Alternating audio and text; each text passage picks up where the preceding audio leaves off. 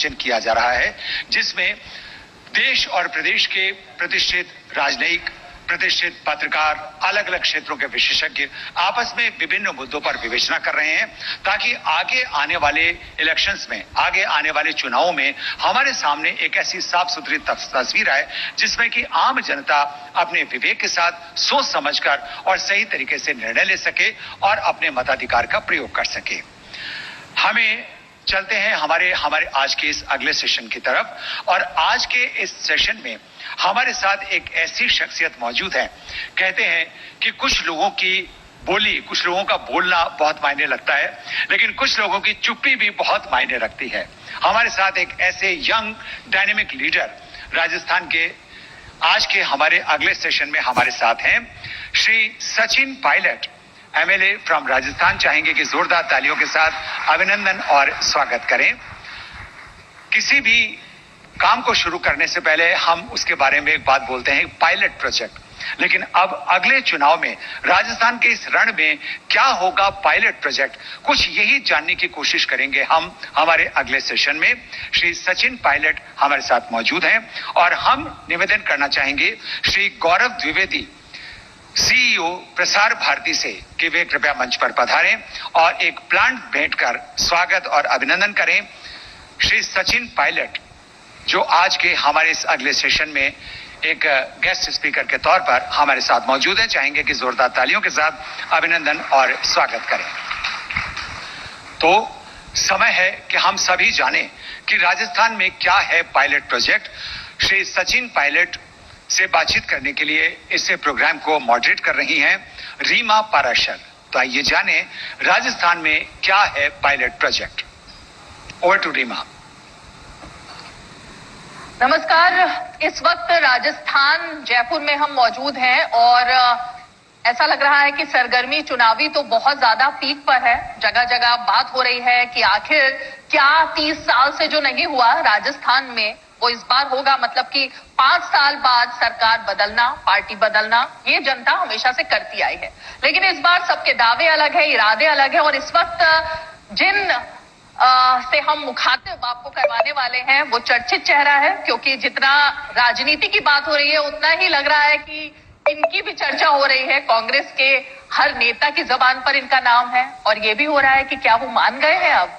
तो हमारे साथ कांग्रेस के चर्चित चेहरे, युवा चेहरे और वरिष्ठ नेता सचिन पायलट मौजूद है। सचिन जी, बहुत बहुत शुक्रिया हमारे साथ बातचीत के लिए आने के लिए। सबसे पहला सवाल तो मैं आपसे यही जानना चाहूंगी, जिस तरह से इतिहास जो बता रहा है, क्या वो बदलेगा, और उस इतिहास को बदलने का पायलट प्रोजेक्ट क्या है? राजस्थान के साथ साथ बाकी स्टेट्स में चुनाव है, मध्य प्रदेश में है, छत्तीसगढ़ में है, लेकिन क्योंकि आपका सवाल हमारे प्रदेश पर केंद्रित था, मैं इतना कहना चाहता हूं कि आपने कहा इतिहास बदलेगा नहीं बदलेगा, तो इतिहास बदलना ना बदलना भी हम सबके हाथ में है। और जो अब तक हमारा फीडबैक है, जो मैंने जो दौरे किए हैं, जो मुझे एहसास हो रहा है, मुझे भी अब 20 साल हो गए हैं, चुनाव में जनता का मन, मूड, उनकी सोच, उनका व्यवहार ये दर्शाता है कि इस बार हम लोग वो कर पाएंगे जो 25 साल में नहीं हुआ, वो कि सरकार दोबारा बने। जैसा आपने खुद कहा कि हर 5 साल में बदलाव होता है, और अधिकांश लोग, खासकर जो बाहर से आते हैं या जिनको कम क्षेत्र की जानकारी, वो स्वतः ही समझते हैं कि बदलाव होगा। लेकिन मैं ऐसा मानता हूं कि इस बार परिस्थिति भिन्न है, और इस बार हम लोग क्योंकि राष्ट्रीय परिप्रेक्ष्य में भी जो राजनीति हो रही है, जो केंद्र सरकार की गवर्नेंस है, जो विपक्ष का एक एजेंडा है, वो सब लोग आज जागरूक हैं, देखते हैं, समझते हैं। उसके साथ साथ प्रदेश में जो हालात बने हुए हैं, जो हमेशा राजस्थान में मुकाबला 2 पार्टियों का होता है, भाजपा और कांग्रेस का। दोनों पार्टियों का लोगों ने अच्छी तरह से आचरण, व्यवहार, विपक्ष और पक्ष दोनों देखा है। इसलिए मैं कह सकता हूं कि अपने कार्यक्रम, अपनी सोच, कार्यकर्ताओं और जो पब्लिक का फीडबैक है, उस सब के आधार पर मुझे लगता है कि यहाँ दोबारा सरकार कांग्रेस पार्टी की बनने जा रही है। और ये मैं इसलिए नहीं कह रहा हूं कि चुनाव का समय है, इस बात को मैं 1.5-2 साल से कह रहा हूं। और मुझे लगता है कि इतिहास बदलना है, लेकिन इतिहास बेहतर के लिए बदले, ये हम सबकी कोशिश है। तो ऐसा लग रहा है सचिन जी कि कम से कम इस मुद्दे पर तो आप और अशोक गहलोत सेम पेज पर हैं।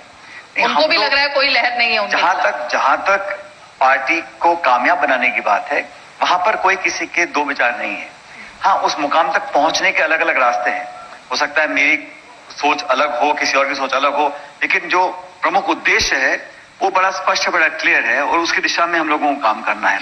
तो सचिन जी, जब राहुल गांधी यहाँ पर आए, उनके बयान अभी इस वक्त सबसे ज्यादा चर्चित है, जो उन्होंने राजस्थान को लेकर कहा। उन्होंने कहा कि मध्य प्रदेश ठीक है, छत्तीसगढ़ ठीक है, लेकिन यहाँ पर कांटे की टक्कर है।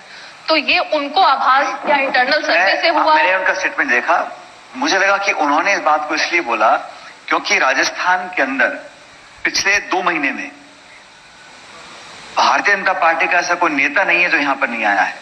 सरकार के मंत्री, अलग राज्यों के मुख्यमंत्री, प्रधानमंत्री सब यहां ताकत लगा रहे हैं, क्योंकि कहीं ना कहीं उनको लगता है कि जो राजस्थान के भाजपा के नेता प्रदेश के हैं वो शायद सक्षम या इतने प्रबल नहीं है कि वो कांग्रेस को हरा सकें, तो वो ताकत लगा रहे हैं। और राहुल जी ने जो बोला है उसको मैं ऐसे देखता हूं कि वो अति आत्मविश्वास में नहीं डूबे हुए हैं। वो जानते हैं कि यहां पर सब तरह के कोशिश की जाएंगी, लोगों को बहकाने की, ध्रुवीकरण करने का, नाना प्रकार की चर्चाएं करने का। इसलिए उन्होंने इसको जो कहा, बहुत उन्होंने सोच समझकर एक सम्मानजनक प्रतिद्वंदी को जो देने की बात होती है वो कही है। और क्योंकि इतिहास भी गवाह है ना, क्योंकि 25-28 साल में या हर 5 साल में सरकार बदलती रहती है, तो उस बात को संज्ञान में रहते हुए उन्होंने अपने अति आत्मविश्वास व्यक्त नहीं किया, लेकिन ये संतोष व्यक्त किया कि यहाँ पर हम लोग सरकार बना पाएंगे, ऐसा मैं मानता हूँ। मैं यहाँ पर आपके इंटरव्यू से पहले मैं खबरें देख रही थी और जो यहाँ के लोगों से बात की, क्या वाकई में कांग्रेस का जो इंटरनल सर्वे हुआ है, ये बात उसमें आई है निकलकर कि राजस्थान में इस बार डावाडोल सी स्थिति है? सर्वे जो होते हैं आप बहुत होते हैं, इंटरनल सर्वे, एक्सटर्नल सर्वे, प्री पोल सर्वे, पोस्ट पोल सर्वे, एग्जिट, इनसे कोई मतलब नहीं है। कि हमारा मतदाता इतना समझदार है, इतना गंभीर है कि वो अपना मन अगर बताता है तो सिर्फ वोटिंग मशीन को बताता है। बाकी घर में भी लोग बोलते हैं, मैं विश्वास नहीं करता हूं। जब बटन दब जाता है तब पता पड़ता है किसको वोट दिया है। बाकी लोग आकलन करते हैं। और देखिए, कोई भी दल चुनाव क्यों जीतता है, उसको जनता का विश्वास हासिल करना है। अगर विपक्ष में है तो पब्लिक के इश्यूज को लेकर आप धरातल पर उतरिएगा, उनकी बात को वोकलाइज करिएगा, लोग आप विश्वास करते हैं। आप सरकार में है तो आप अपने वादे पूरे करिएगा जो मैनिफेस्टो में दिए हैं, आप लोगों के इच्छा के अनुरूप काम करें, उन लोगों को सुविधा प्रोवाइड करें, और गवर्नेंस पर वोट डलती है। ये 2 तरीके हैं वोट लेने के। और अनफॉर्चुनेटली जो हमारा प्रमुख दल है, जो केंद्र में सत्ता में है, भारतीय जनता पार्टी, उन्होंने राजस्थान में विपक्ष की भूमिका ढंग से नहीं निभाई है। और मुझे कहने में कोई संकोच नहीं है, क्योंकि वो प्रमुख दल है, उनकी जिम्मेदारी थी सदन के अंदर, सदन के बाहर इश्यूज को रेज करते। 4.5 साल तक बिल्कुल शांति थी। अब अचानक सबकी नींद खुल गई है, और सब चुनावों के टाइम पे यहाँ रथ यात्रा, परिवर्तन यात्रा, सब तरह की यात्रा, उन यात्राओं में जो पब्लिक का जुड़ाव होना चाहिए, जो ऑटोमेटिक होता है, वो भी नहीं हो रहा है। और मैं ऐसा मानता हूं कि हम लोगों ने जो कांग्रेस पार्टी ने नया अलायंस बनाया है, नेशनल अलायंस, इंडिया अलायंस, जो हम लोगों ने यहाँ पर काम किया है, और जो हमारी पार्टी और सरकार का आपस में तालमेल है, सबको साथ लेकर हम लोग चल रहे हैं। हाँ, थोड़े बहुत विचारों के मतभेद हो सकते हैं। जैसे मैंने कहा, लक्ष्य पाने का रास्ता यहाँ से जाना है या वहां से जाना है, उसमें अलग अलग सोच हो सकती है, लेकिन अंततः हम लोगों का जो कलेक्टिव ऑब्जेक्टिव है वो है कि हम यहाँ जनता का आशीर्वाद दोबारा कैसे प्राप्त करें। जो आपने अभी बात कही कि बीजेपी विपक्ष की भूमिका ठीक से नहीं निभा पाई, आज सुबह से बीजेपी के कई नेता यहाँ मौजूद थे, हमने उनसे भी ये सवाल पूछा, तो उनका जवाब था कि वो काम तो सचिन पायलट कर रहे थे, विपक्ष की भूमिका निभाने का अपनी सरकार के खिलाफ। अब ऐसा है, आप देखो कितने हताश हैं।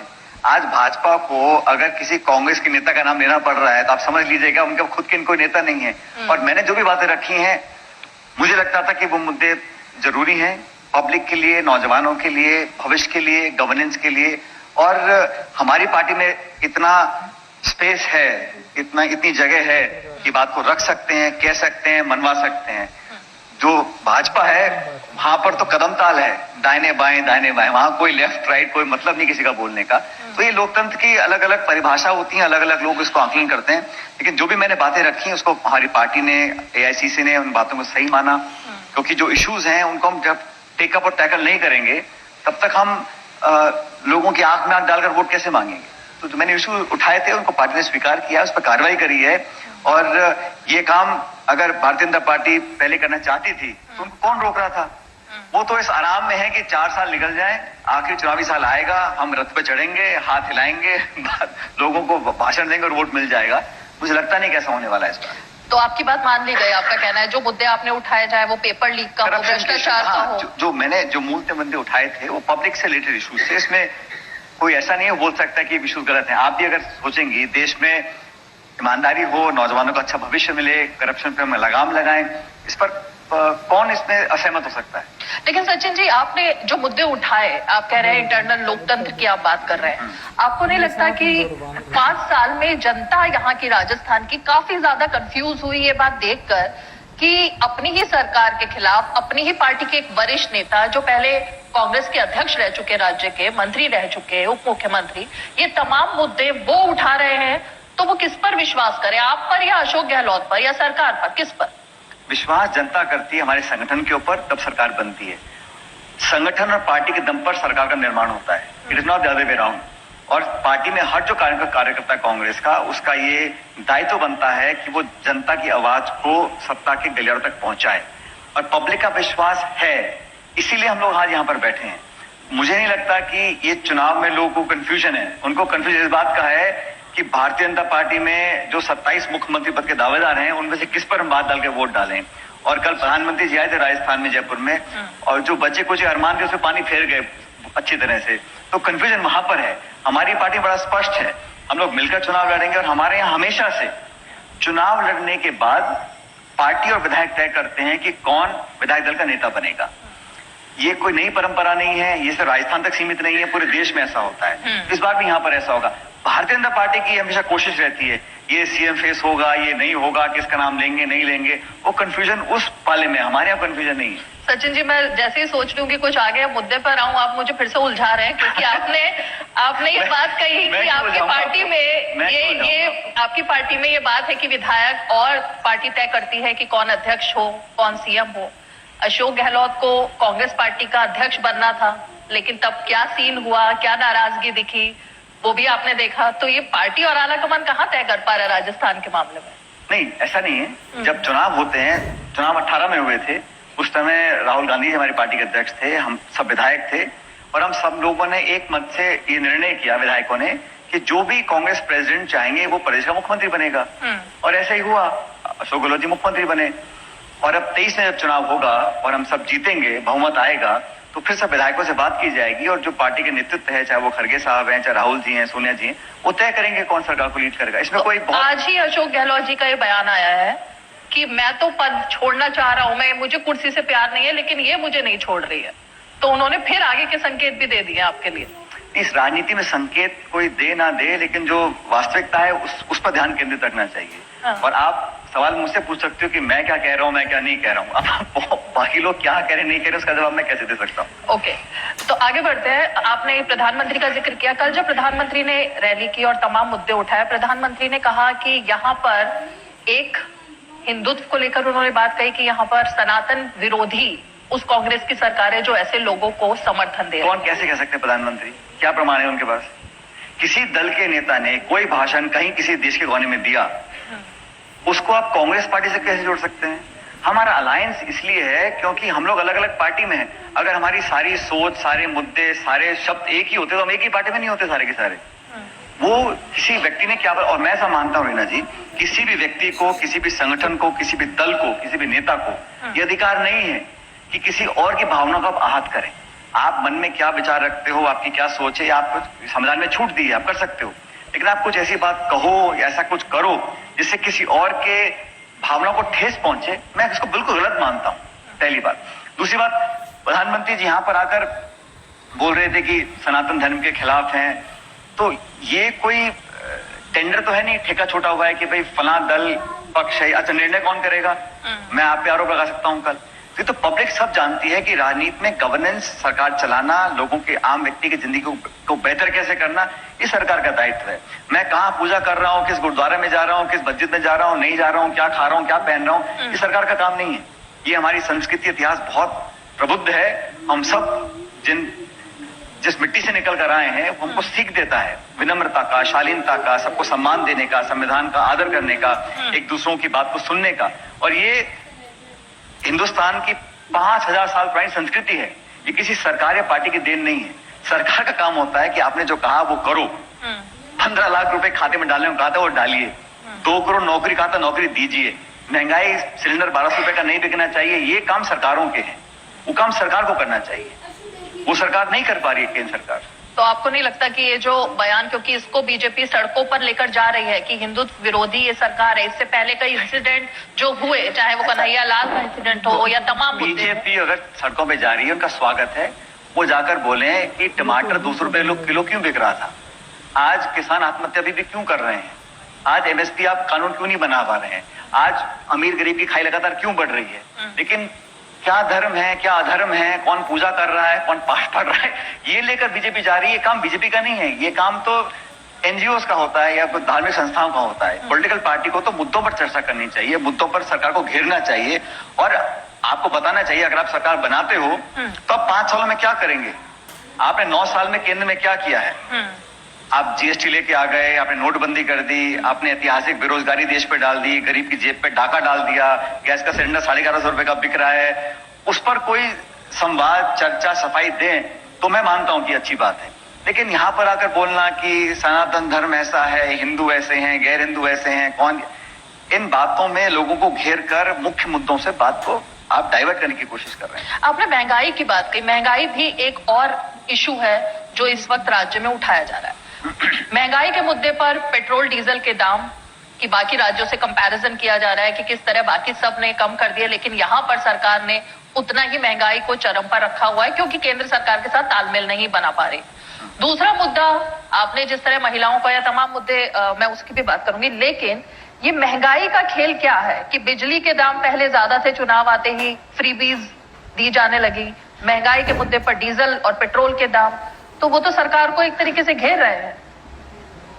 पहले तो आप लोग मन बनाइए, परिभाषा तय करिए। उत्तर प्रदेश में सरकार किसी को कुछ देती है तो वो तो जन कल्याण, जन सेवा है। किसी और प्रदेश में हम कुछ कमी देते हैं तो वो रेवड़ी है, फ्रीबी है। ये समझ से परे है ना, एक मापदंड होना चाहिए। मैं मानता हूं कि सरकार के साधन सीमित होते हैं, जरूरतमंद लोगों को अगर हम राहत दे सकते हैं तो देनी चाहिए। अगर हम बड़े बड़े उद्योगपतियों का लाखों करोड़ रुपए का कर्जा माफ कर सकते हैं, वो फ्रीबी नहीं है, और यहाँ गैस का सिलेंडर 500 रुपए का है तो वो फ्रीबी है, तो ये देखने का नजरिया होता है। और ये जैसा आपने सवाल पूछा, आपने मुझसे नहीं पूछा कि देश में जो कोरोना के बाद जो सबसे अमीर 10% या 5% लोग थे, उनकी संपत्ति कितनी बढ़ गई है। और जो मनमोहन सिंह जी की सरकार में, हम लोग सरकार में थे, 14 करोड़ लोगों को गरीबी रेखा से हम लोग ऊपर उठाए थे। आज वही लोग दोबारा गरीबी रेखा के नीचे आ गए हैं। तो ये जो आप सवाल है, ये हम लोग कम पूछते हैं, और हम पूछते हैं कि आप चुनाव से पहले फ्रीबी क्यों दे रहे हो।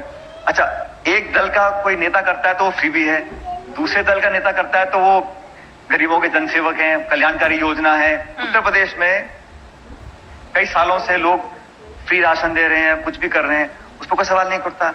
लेकिन जो गैर भाजपा शासित प्रदेश हैं, वहां पर अगर जनता के लिए हम कुछ करना चाहते हैं तो बोलते हैं वोटों के लिए कर रहे हो, आप रेवड़ियां बांट रहे हो, आप फ्रीबी दे रहे हो। लेकिन अगर संतुलित बैलेंस है, अगर सरकार के पास इतना इच्छा शक्ति है और संसाधन है कि गरीबों तक कुछ राहत पहुंच सकती है, तो मैं उसको अच्छा मानता हूं, उसको बुरा नहीं मानता।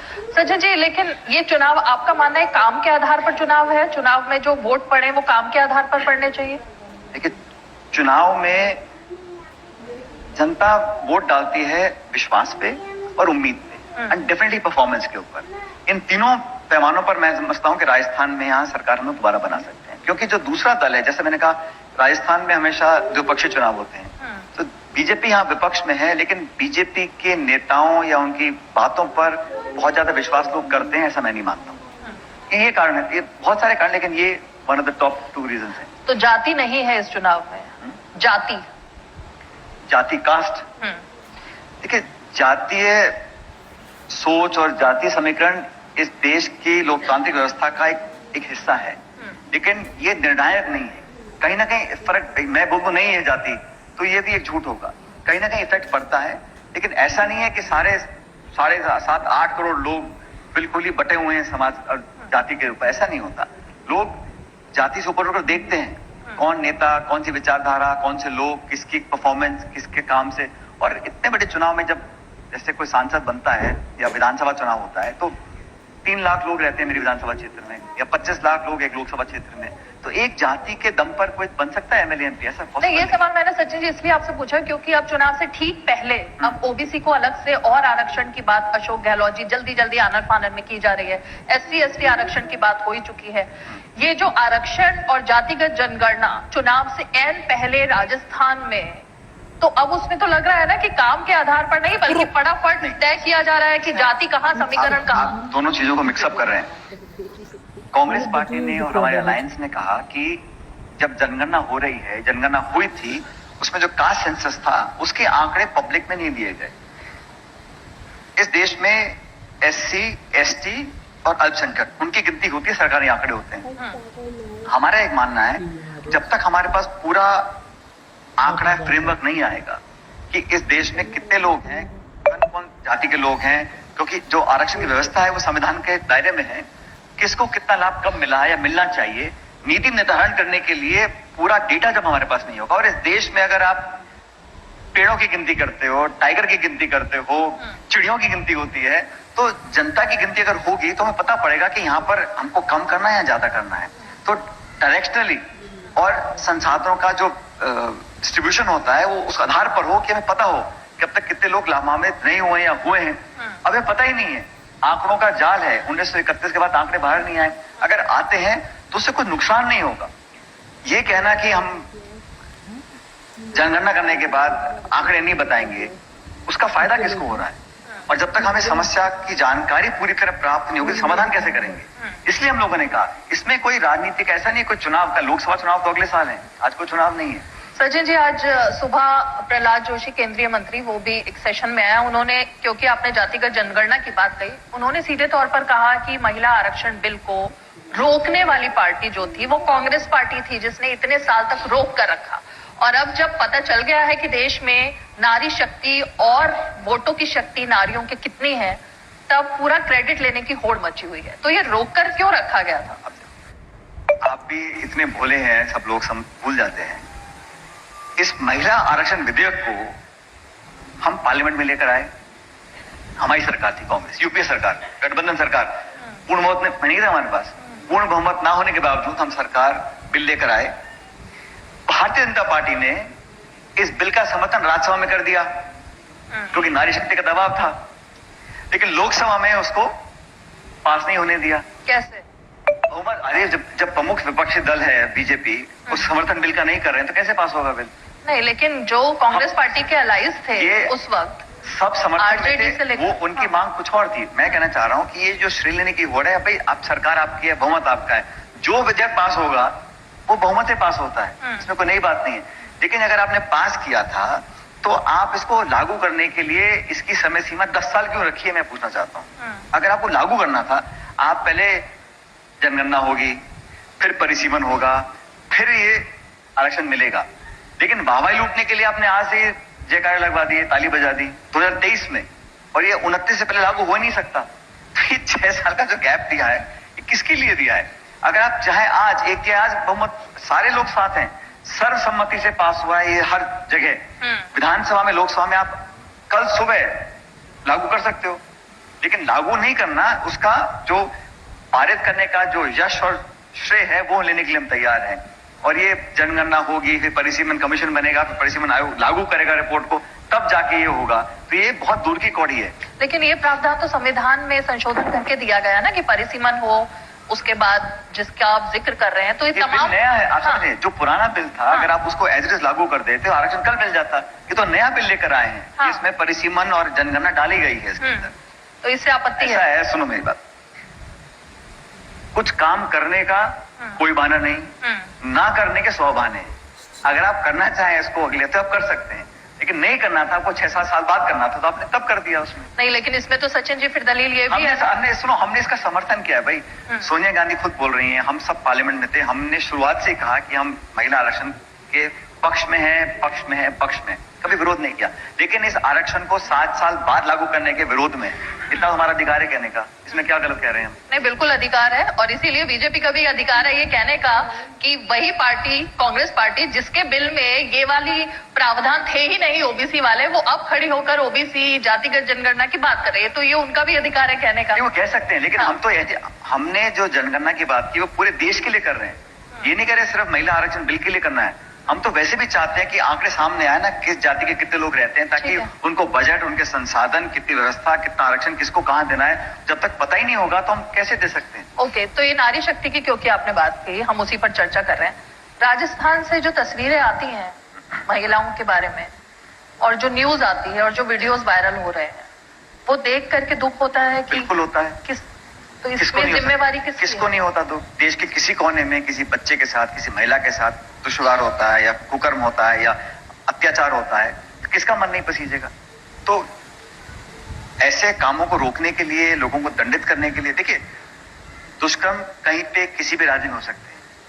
सरकार जाने जाती है कि उसके बाद आपने एक्शन क्या लिया, कितने लोगों को दंडित किया, कितने लोगों के मन में वो भय को बैठाया कि ऐसा नहीं होने देंगे, उस पर अंकुश लगाने के लिए क्या किया, उस पर मुझे लगता है ज्यादा हमको फोकस करना चाहिए। क्योंकि अपराध किसी भी राज्य में हो सकते हैं, अपराध पूरे शून्य हो जाएंगे ऐसी कल्पना नहीं हो सकती, लेकिन अपराधों को रोकने के लिए तुरंत बाद हम क्या एक्शन ले रहे हैं उस पर हमें कार्रवाई करनी चाहिए। और मुझे लगता है कि उसमें सरकार जितना हो सकता है उन्होंने किया है, और करने की अगर गुंजाइश है तो वो भी करना चाहिए। लेकिन महिला एट्रोसिटीज में, दलितों में, आदिवासियों में, किसी गरीब के साथ, असहाय के साथ आप गलत व्यवहार करें, उसका शोषण करें, उसको कौन एक्सेप्ट कर सकता है?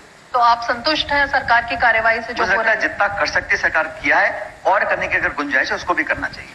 तो सरकार के मंत्री अगर सदन में खड़े होकर ये बात कह रहे हैं कि मणिपुर की चर्चा मत करो, चर्चा राजस्थान की बेटियों की होनी चाहिए, क्योंकि हर रोज ऐसी वीडियोज आ रही हैं। अगर एमएलए कहती हैं कि पुलिस के ऊपर उनका भरोसा उठ चुका है क्योंकि पुलिस वो सुरक्षा नहीं दे पा रही जो आम महिला को मिलनी चाहिए, तो ये तो सरकार के अंदर से आवाजें आ रही हैं।